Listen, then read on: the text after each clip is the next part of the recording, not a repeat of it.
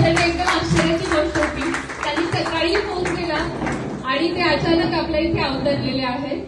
धन्यवाद सर. आणि आपलं स्वागत आहे रेड क्रॉस मध्ये. पुण्यश्लोक अहिल्याबाई होळकर पुलावरून गोदामाईच्या काठावरून बोलतात. आजचा बुधवारचा दिवस गोदामाई भरभरून वाहते आहे आणि गोदामाईने सांगितलं भ्रमणध्वनीच्या काळामध्ये पत्र लिहिणारी माणसं आणि पत्राची वाट पाहणारी माणसं कमी होत चाललेली आहे.